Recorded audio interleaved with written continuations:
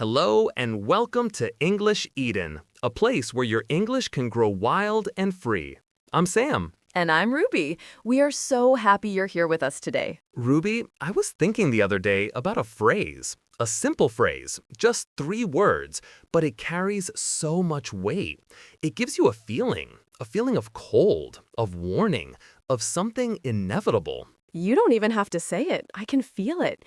Is it winter is coming? Exactly. Those 3 words. For millions of people around the world, they mean one thing: Game of Thrones. It was more than a show, wasn't it? It was a global event. Every Monday, it felt like the whole world stopped to watch and then to talk about what happened. It truly did. And you know what I realized? That shared experience, that epic story, is a secret key. A secret key to unlocking a more powerful, dramatic, and emotional way of speaking English. I love that. So whether you've watched every single episode 10 times or you've never seen a single dragon, but you've heard the buzz, this is for you. Welcome to a very special conversation. Today on English Eden, we are learning English with Game of Thrones. We're going to relive some of the most unforgettable moments, unpack the incredible language, and show you exactly how you can use this epic saga to make your English sound not just correct, but powerful and compelling. Ruby, so let's just jump right into the deep end. Sam, when you close your eyes and think of Game of Thrones, what's the very first memory that flashes in your mind? Not necessarily the best, but the one that left a permanent mark. That's a dangerous question. There are so many. But if I have to pick one, it's the Red Wedding. Voice becomes quiet, recalling. I remember sitting there long after the credits had rolled, just stunned. My mind was completely blank. I couldn't process what I had just seen. It was more than shock. It was a physical feeling. Oh, absolutely. It was a betrayal that you could feel in your stomach, shifting to an analytical but warm tone, and that's what's so interesting about learning language from a moment like that. The word betrayal is one thing, but to see it happen, to see the smiles turn to knives, to hear the music change, you don't just learn the word betrayal, you understand its true, horrifying meaning. You feel the emotion that goes with it. And that's a lesson a textbook can never, ever give you. That's the core of it right there. It was heartbreaking. And the English used in that scene wasn't complicated. Catelyn Stark's final, raw scream, it wasn't a grammatically perfect sentence. It was a guttural, primal sound of a mother's despair. It teaches you that communication is so much more than words. It's tone, it's emotion, it's the silence between the screams. Really shows you the power of nonverbal communication, which is a huge part of any language. My most powerful memory is different. It's not from a battle, but from a trial. It's Tyrion Lannister standing in front of everyone who hates him, and he just lets go of all of it. His speech. I wish I had enough poison for the whole pack of you.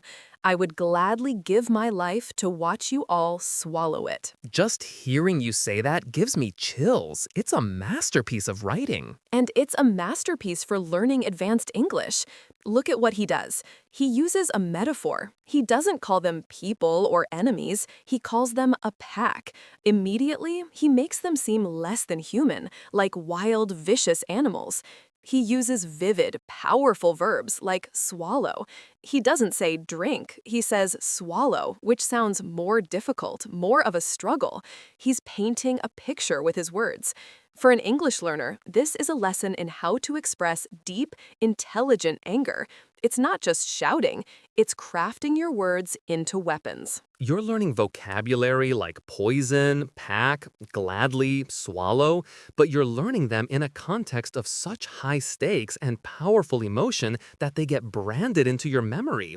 You're not memorizing, you're experiencing the words. Exactly. And that is the magic we want to talk about today. How you can use this epic story with all its drama and its iconic characters to supercharge your English learning. But I can already hear what some people might be thinking. Sam, it's a fantasy show. They use words like sir and milord and the Iron Throne. Isn't that confusing? Isn't that useless English? It's a fantastic point, and it's probably the biggest worry people have. But here's the secret. You can completely ignore the fantasy words. You don't need to learn direwolf or Valyrian steel unless you want to. The real treasure is in the powerful, universal, human English that the characters use underneath all the dragons and armor. That's the English you can use in your everyday life. That's so important. So, how do you actually do it? Let's break it down into a simple method, perfect for a show like Game of Thrones. The first step is pure enjoyment. Put on the English subtitles and just watch. Get lost in the story of the Starks, the Lannisters, Daenerys. Follow the politics, the alliances, the betrayals. Your only goal is to understand the plot and feel the emotions. Let the English flow over you. This is the fun part. You are a fan enjoying an incredible story. You're not a student yet. You're just watching TV, and that's a huge win. Your brain is already starting to absorb the rhythm and the sound of the language. Now, step 2 is for when you want to become an active learner. This is where you go back. You pick one scene, just one, that you really loved, and you watch it again. But this time, you have a mission.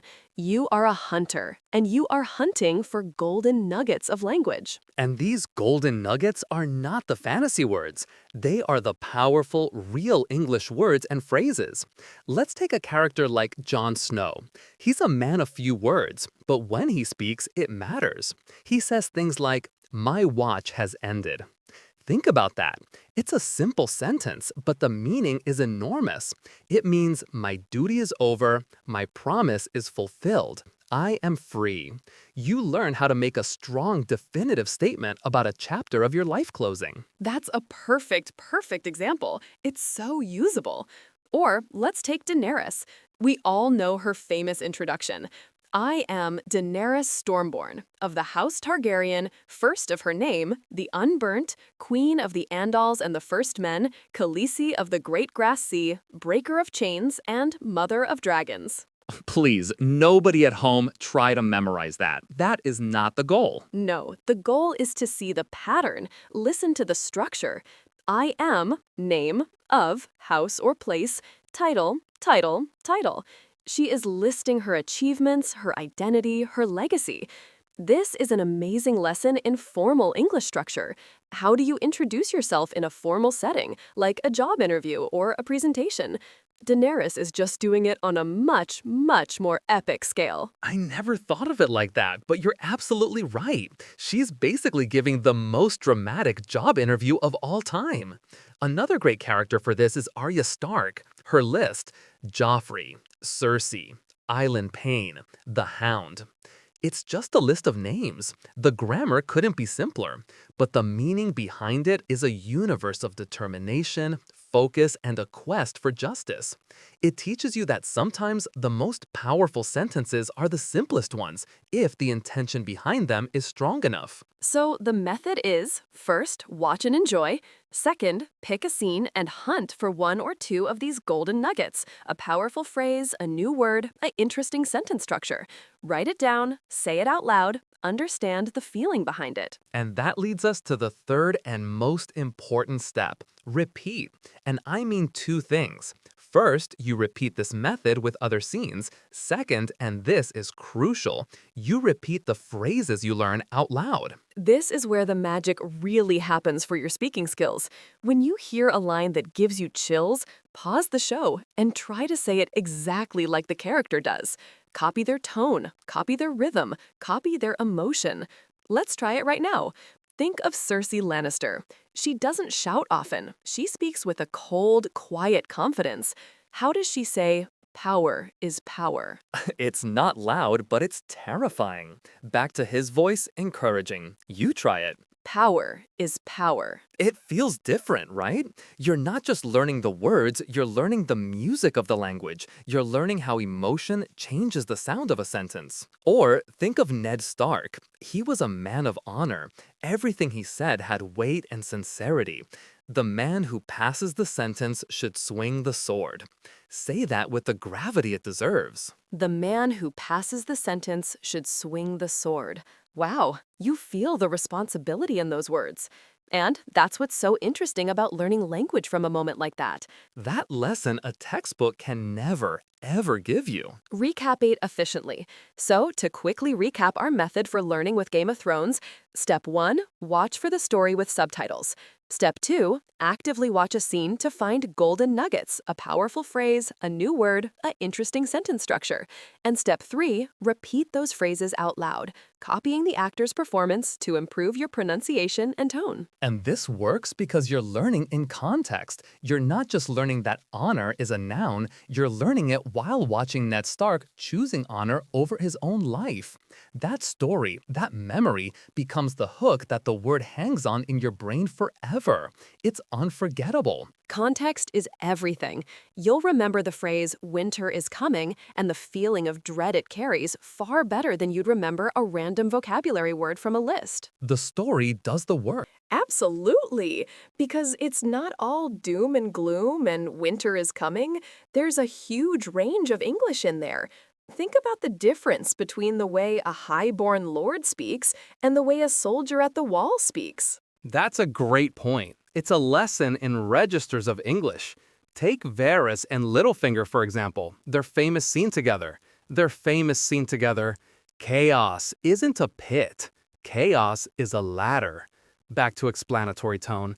The language is poetic, metaphorical, and intelligent. They speak in riddles and implications. This is advanced political English. You learn how people in power might speak indirectly to manipulate a situation. And then you have someone like the Hound, Sandor Clegane. His English is the complete opposite. It's rough, it's blunt, and it's full of slang, imitating a gruff, direct tone. He doesn't say, I am experiencing hunger. He says, I'm hungry. He tells it like it is. Quoting with feeling, you're gonna die for some chickens? Someone is. Back to her own voice, impressed. This is raw, street-level conversational English. It's fantastic for learning how native speakers really shorten their sentences and use simple, powerful words to communicate. It's the difference between formal and informal English all in one show. You have Daenerys giving grand, inspiring speeches to her armies, using persuasive and motivational language. And then you have the brothers of the Night's Watch talking casually around the fire, using the kind of English you'd hear friends use at a pub. So, by watching, you get exposed to this whole spectrum, and you can choose what to focus on. Maybe you need to practice formal English for your job. Watch the scenes in the throne room, or with Lady Olenna Tyrell. She's another amazing example. She is formal, but she is also sharp and witty and uses humor as a weapon. Quoting with a sly smile, I wonder if you're the worst person I've ever met. Back to his voice, impressed. She delivers a devastating insult with a smile. That's a masterclass in sarcasm and sophisticated humor in English. It's a very high-level skill. And if you want to practice every day in formal English, you watch the scenes with the soldiers, or with Arya and the Hound on the road. It's all there. Now, let's get even more practical. Let's imagine you're watching a scene and you find a golden nugget. What do you actually do with it? Taking a real example, one of the most famous lines from the entire show, when Jon Snow says, in a grave, resonant tone, "Love is the death of duty." Back to instructive, it's a short, powerful sentence. So you pause the show, you write it down in the notebook or on your phone. Love is the death of duty. Then you break it down. You know the words love, death, and duty, but together they create a profound idea. It means that sometimes our personal feelings can conflict with our responsibilities. It's a universal theme. Now you say it out loud in a somber tone. Love is the death of duty. Try to capture the sad, resigned tone that Jon Snow uses. The next step is to make it your own. Can you think of a time in your own life when this was true? Maybe not on such an epic scale, but perhaps when you had to choose between something you wanted to do for yourself and something you had to do for your family or your job. You can start to use this structure. You could say, in that moment, my desire for a vacation was the death of my duty to finish the project on time. Emphatically, you're using the same beautiful structure to express a real idea from your own life. That is the key to moving from passive understanding to active use. You take these beautiful, powerful phrases from the show and you find a way to connect them to your own experiences. You don't have to talk about dragons and thrones.